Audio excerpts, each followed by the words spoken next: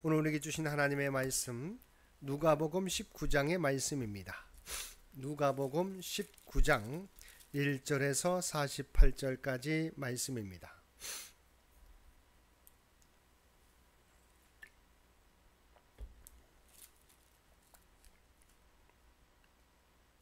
누가복음 19장 우리 주신 말씀 한 절씩 교독합니다. 예수께서 여리고로 들어가 지나가시더라.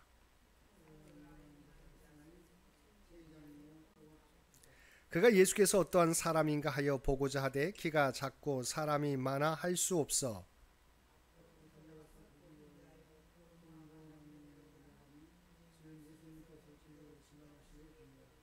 예수께서 그곳에 이르사 쳐다보시고 이르시되 삭개오야 속히 내려오라 내가 오늘 내 집에 유하여야 하겠다 하시니 뭇사람이 보고 수군거려 이르되 저가 죄인의 집에 유하러 들어갔도다 하더라.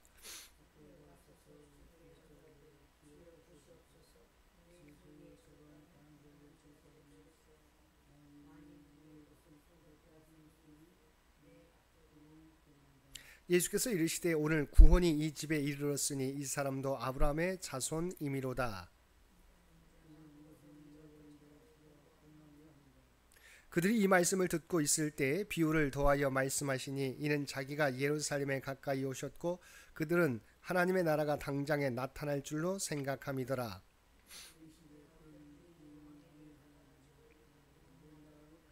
그종 열을 불러 은하 10문화를 주며 이르되 내가 돌아올 때까지 장사하라 하니라.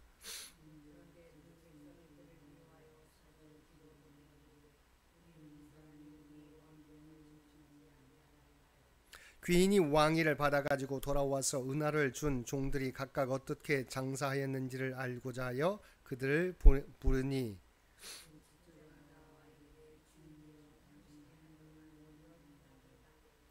주인이 이르되 잘하였다 착한 종이여 내가 지극히 작은 일에 충성하였으니 10골 권세를 차지하라 하고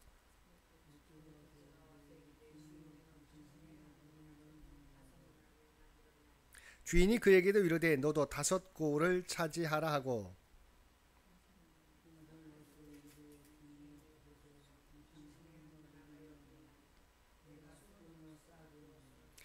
이는 당신이 엄한 사람인 것을 내가 무서워함이라. 당신은 두지 않은 것을 취하고 심지 않은 것을 거두나이다.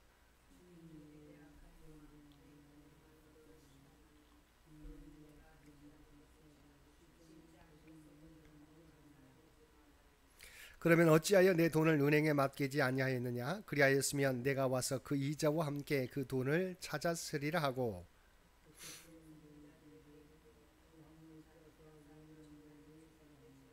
그들이 이르되 주여 그에게 이미 10문화가 있나이다.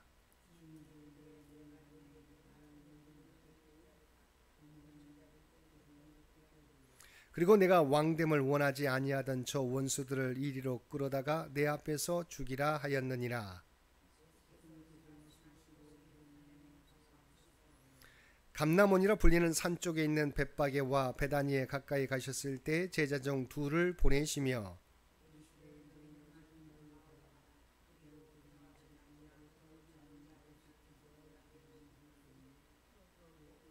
만일 누가 너희에게 어찌하여 푸느냐 묻거든 말하기를 주가 쓰시겠다 하라 하시매 나귀 새끼를 풀 때 그 임자들이 이르되 어찌하여 나귀 새끼를 푸느냐 그것을 예수께로 끌고 와서 자기들의 겉옷을 나귀 새끼 위에 걸쳐놓고 예수를 태우니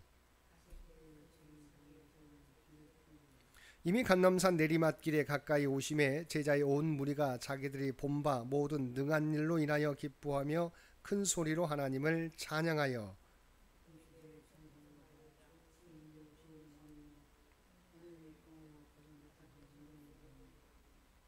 무리 중 어떤 바리새인들이 말하되 선생이여 당신의 제자들을 책망하소서 하거늘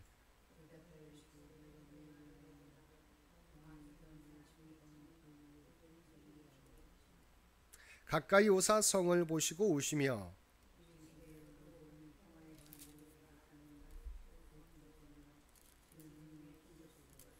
날이 이를지라 내 원수들이 토둔을 쌓고 너를 둘러 사면으로 가두고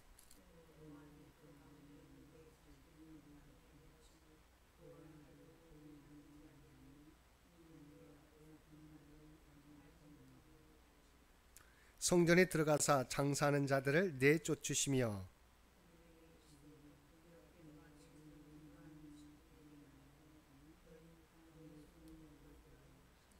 예수께서 날마다 성전에서 가르치시니 대제사장들과 서기관들과 백성의 지도자들이 그를 죽이려고 꾀하되 백성이 다 그에게 귀를 기울여 들으므로 어찌할 방도를 찾지 못하였더라. 아멘.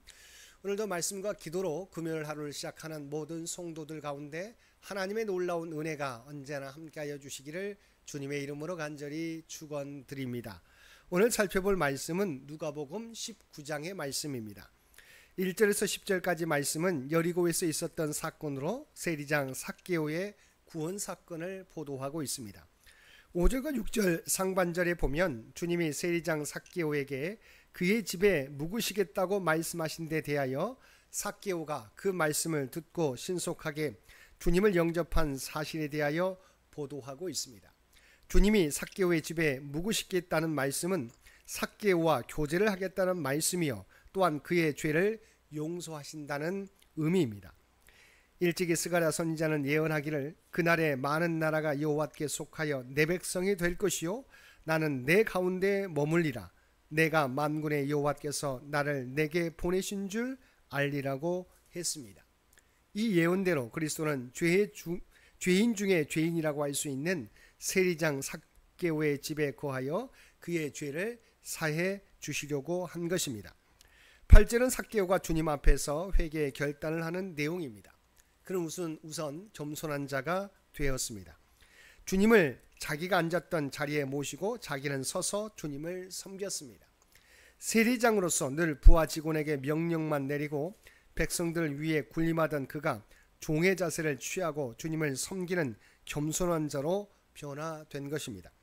또한 그는 자신의 재산 절반을 가난한 자들에게 나누어 주겠다고 약속했습니다. 당시 랍비들이 가르친 가난한 자들에 대한 적당한 구제의 비용은 소유나 소득의 20%였습니다. 그러나 삭개오는 재산의 절반을 구제하는 데 쓰겠다는 파격적인 결단을 한 것입니다. 삭개오는 그동안 이웃을 갈취의 대상으로 여겼습니다. 그러나 지금은 이웃을 내 몸처럼 사랑하는 사람으로 변화된 것입니다. 또 그는 불의하게 세금을 책정하여 사람들의 재산을 속여 빼앗은 일이 있으면 4배로 갚겠다고 다짐했습니다. 율법에는 도둑질한 양을 잡거나 팔았을 경우 4배로 갚도록 규정하고 있는데 삭개오는 4배로 갚겠다고 한 것입니다. 삭개오는 주님을 만난 후 불의한 세리장에서 의로운 주님의 제자로 변화된 것입니다. 11절에서 27절까지 말씀입니다. 여리고 삭개오의 집에서 들려주신 10종과 10문화의 비유를 소개하고 있습니다. 이런 본문의 비유는 오직 누가복음에만 나타나는 것으로 예수님께서 예루살렘 입성이 임박한 시점에서 자신의 사후 그리고 자신의 재림과 함께 도래할 세상 종말 이전까지 세상에 남아있을 모든 성도들의 삶의 자세를 교훈하시기 위해 주신 비유입니다.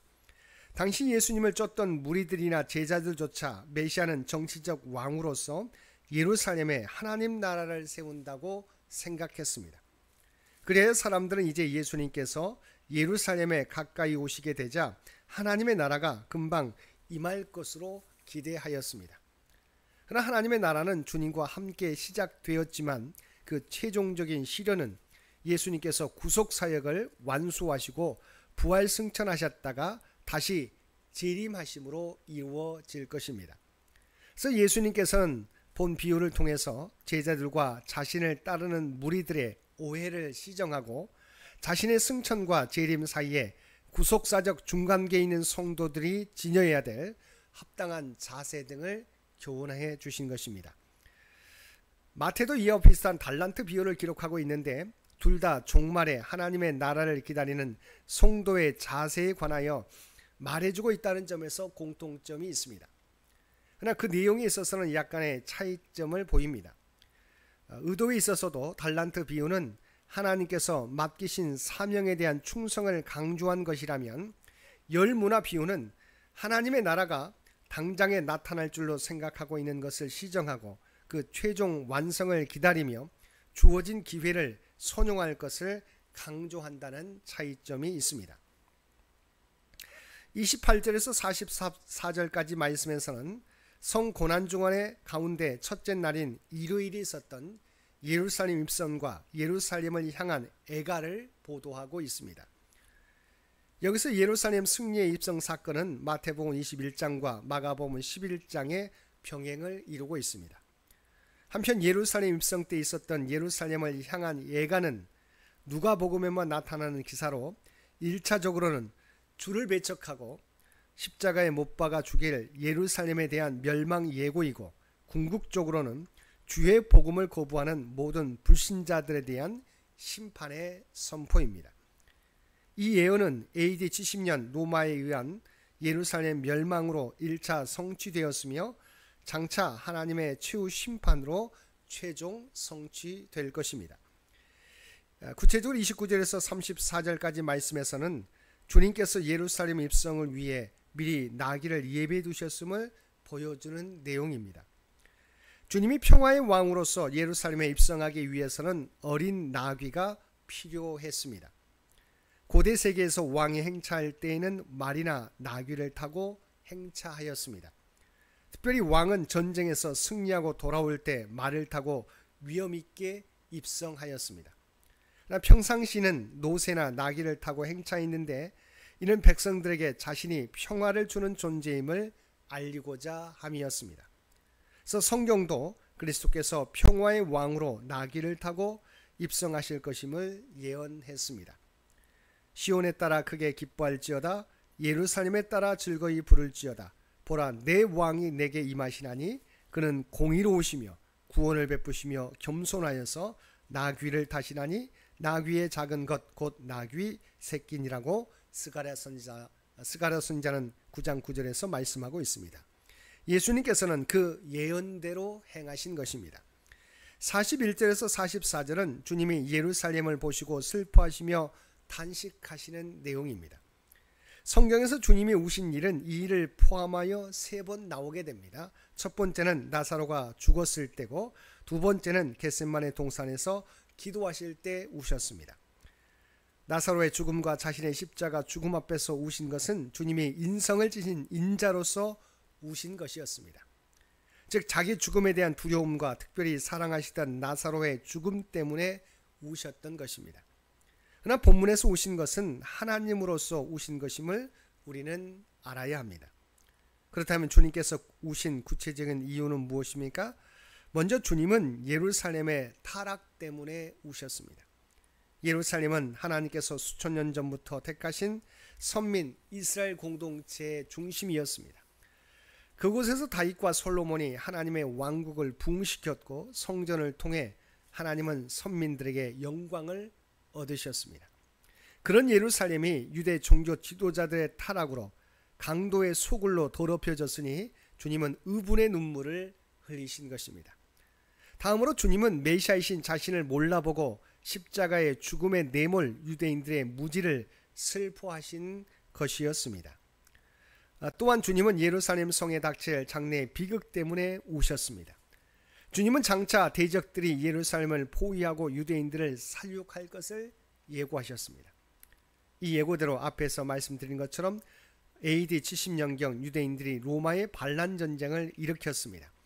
그 결과 로마 군대가 그 반란을 진압하는 과정 중에 수백만 명의 이스라엘 백성들이 살육당했으며 예루살렘 성은 초토화되었습니다. 마지막 45절에서 48절까지 말씀은 고난주간의 둘째 날인 월요일 있었던 성전 정화 사건과 산헤드린의 예수 살해 음모에 대해 보도하고 있습니다. 한편 산헤드린의 예수 살해 음모는 예수님의 예루살렘 입성과 성전 정화 사건인 유대 종교 지도자들이 예수님을 제거하기로 결정하는 결정적 동기가 되었음을 보여줌과 아울러서 주님의 십자가 순환이 매우 임박했음을 암시하는 역할을 하고 있습니다. 45절은 주님께서 예루살렘에 입성하신 후 성전에 들어가 첫 번째로 행하신 일입니다. 그것은 성전 뜰에서 환전상과 장사꾼들을 내어 쫓으시는 일이었습니다. 당시 예루살렘 성전은 종교를 빙자한 장사꾼들의 초소로 변해 있었습니다. 그래서 주님은 성전을 정결케 하기 위해서 가장 먼저 환전상과 장사꾼들을 내어 쫓으신 것입니다. 주님은 3년 전 공생의 초기에도 이렇게 성전을 정화하신 일이 있었는데 종교 지도자들은 주님의 뜻을 무시하고 계속 성전 안에서 장사를 하고 있었던 것입니다. 사랑하는 성도 여러분, 주님께서 예루살렘에 입성하여 처음 하신 일은 로마 총독을 처단하거나 불의한 자들을 처단하는 등의 일이 아니었습니다. 주님이 가장 먼저 성전에서 불의한 짓을 하는 자들을 내몰고 성전을 정화하시는 일을 감당하셨습니다. 앞으로 재림하실 주님도 다른 무엇보다 우선 주님의 몸된 교회부터 깨끗게 하실 것입니다. 알곡과 가라지를 분별하듯 참된 성도와 거짓된 자들을 구분하는 심판을 먼저 하실 것입니다. 그러므로 하나님 앞에 섰을 때 책망받는 저희들이 아니라 참된 성도로 인정받는 주의 백성들 되도록 오늘도 맡겨진 자리에서 최선을 다하여 우리에게 주어진 사명을 감당하며 살아가는 저와 여러분 모두가 되시기를 주님의 이름으로 간절히 축원드립니다. 함께 기도드리겠습니다. 사랑과 은혜가 충만하신 아버지 하나님, 우리 몸이 하나님의 거룩한 성전인 줄 믿습니다. 우리 몸이 거룩한 하나님의 성전으로서의 그 사명을 감당하며 살아가는 우리 모두가 되게 하여 주옵소서. 주님의 말씀을 따라서 자기의 십자가를 지고 주님을 온전히 따를 수 있는 우리 모두가 되게 하여 주옵소서. 변화된 우리들의 모습을 통해서 오직 하나님의 뜻과 영광만을 드러내며 살아가는 우리 모두가 되게 하여 주옵소서. 오늘도 이 나라와 이 민족을 기억하여 주시고 우리 앞에 놓여있는 많은 문제들을 아시지요. 대한민국을 통해서 하나님의 뜻이 이 세상 가운데 드러날 수 있도록 하나님께서 친히 통치하시고 인도하여 주옵소서. 교회 창립 100주년을 준비하며 나아가는 창현재단을 기억하여 주시고 이 재단을 통해서 오직 하나님의 뜻이 이루어지길 원합니다. 하나님의 영광이 이루어지기를 원합니다. 오직 하나님의 뜻을 깨닫게 도와주시고 다음 선교 100년을 준비하는데 부족함이 없게 하여 주옵소서. 특별히 간구하옵기는 육신의 연약함 가운데 있는 많은 환우들을 기억하여 주시고 주님을 의지하며 간구하게 될 때 그들의 기도를 들어주시고 놀라운 하나님의 치유와 회복의 역사를 나타내 보여주시옵소서. 살아오는 자녀 손들을 기억하여 주시고 늘 하나님과 동행하며 하나님께 대한 믿음이 약해지지 않게 되기를 원합니다. 또한 각자에게 주신 꿈과 비전을 준비해 가게 될 때 아버지 하나님 그들에게 하나님의 지혜와 능력을 허락하여 주시고 마지막까지 최선을 다하여서 오직 하나님의 영광 나타내는 주의 백성들 모두 되게 하여 주옵소서. 우리 창년교회에 속한 모든 주의 백성들의 간구 기도의 제목을 아시는 주님, 그의 가정과 사업과 직장과 자녀들의 문제 가운데 친히 함께하여 주시어서 날마다 하나님의 놀라운 은혜를 경험하며 살아가는 우리 모두가 되게 하여 주옵소서. 오늘도 우리에게 복된 하루를 허락해 주신 것 진심으로 감사드립니다. 날마다 주님과 동행하며 살아가는 우리 모두가 되게 하여 주시옵소서. 우리가 이 땅에 살아가지만 하나님의 거룩한 백성이요 구별된 백성이라고 하는 정체성을 잃어버리지 않게 하여 주옵소서. 오늘도 우리가 발을 딛고 살아가는 삶의 현장 가운데 그리스도의 아름다운 향기와 선한 영향력을 나타내며 살아가는 우리 모두가 되게 하여 주옵소서. 이 모든 간구 우리를 구원하여 주신 예수님의 이름으로 간절히 기도드리옵나이다. 아멘.